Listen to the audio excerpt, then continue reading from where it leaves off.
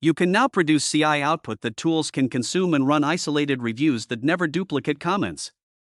Next, we turn vague instructions into categorical criteria and handle a category that has lost trust, because even machine parsable output is useless if the rules are ambiguous or the findings can't be relied on. By the end of this module, you can turn vague instructions into categorical criteria and handle a category that has lost trust. Here is how this module builds up. Explicit criteria are categorical rules that replace vague instructions. They tell the model exactly what to report and what to skip, by category. This is not about asking the model to judge its own confidence, that's the key distinction. Self-reported confidence is unreliable unless calibrated against a labeled set. Severity levels also become explicit when anchored to concrete code examples rather than adjectives like high or low. Without explicit criteria, you get false positives that erode trust and waste review time. A model told to be conservative might still flag minor style issues or miss real bugs because it doesn't know the boundary. Confidence scores make this worse. The model's self-assessment is poorly calibrated, so high confidence doesn't mean high accuracy. In production, this causes alert fatigue and missed critical issues. Severity levels defined by adjectives drift run to run, making triage inconsistent. Explicit criteria prevent all of this by giving the model a fixed decision surface. Take the vague instruction check that comments are accurate. The alternative is to leave it vague, but then the model might flag a comment that says returns the count when the code returns count, technically inaccurate phrasing but behaviorally correct. That's a false positive. Instead, the categorical criterion is flag comments only when the claimed behavior contradicts actual code behavior.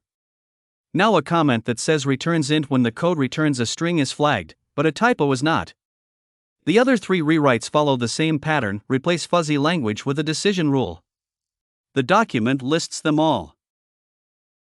The durable rule: every instruction that affects precision must be a categorical include/exclude rule. Never ask the model to use judgment or be conservative, those are not constraints. For severity, always provide concrete code examples for each level. And reject confidence-based filtering outright unless you have a calibrated validation set. Self-reported confidence is not a precision control, it's a signal that itself needs calibration. This holds whether you're building a review system today or next year. On the exam, the most common distractor is any answer that relies on self-reported confidence or vague conservatism. If you see only report high confidence findings or be conservative, it's almost certainly wrong for precision tasks. The one exception is task 5.5, human review routing, where confidence scores are acceptable but only after calibration. Expect scenario questions where a system is failing due to false positives, and you must choose between adding explicit criteria or tweaking confidence thresholds. The explicit criteria win.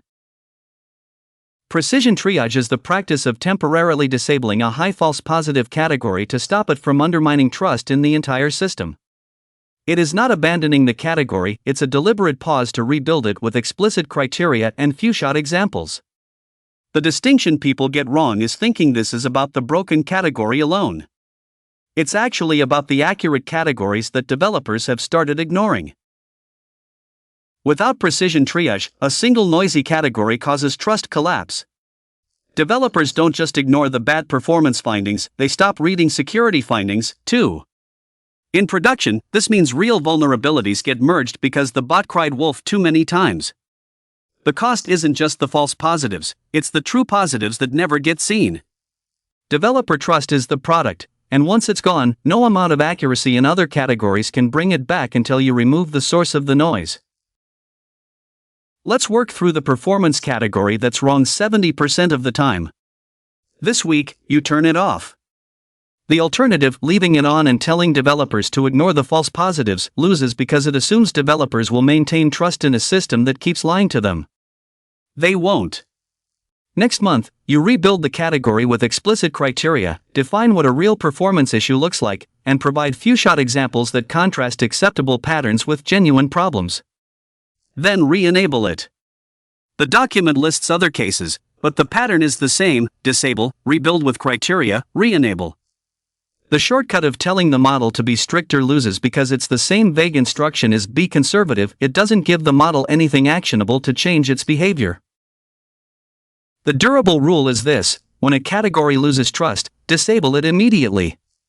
The reason isn't that the category is worthless, it's that its noise contaminates the signal of every other category. Rebuild it with explicit criteria and few-shot examples that clearly separate acceptable patterns from real issues. And never, ever try to fix it with vague strictness language. The author rejects be stricter because it's the same non-instruction as be conservative. It gives the model no concrete guidance and moves nothing. This rule holds whether you're building a code reviewer, a content moderator, or any classifier system. Precision is a product concern, and a category nobody believes is worse than no category. On the exam, the distractor that catches people is leaving the noisy category on and telling developers to ignore the false positives. The exam treats developer trust as the thing being optimized, and that answer destroys it. Another trap is suggesting you make the model stricter. The exam treats that as a non-instruction. Remember, turning a feature off reads like giving up, but on this exam it's a named skill. Precision is a product concern, and a category nobody believes is worse than no category. So remember, vague instructions break your pipeline, turn them into categorical criteria. Self-reported confidence fails across precision, escalation, and routing, so never trust it blindly.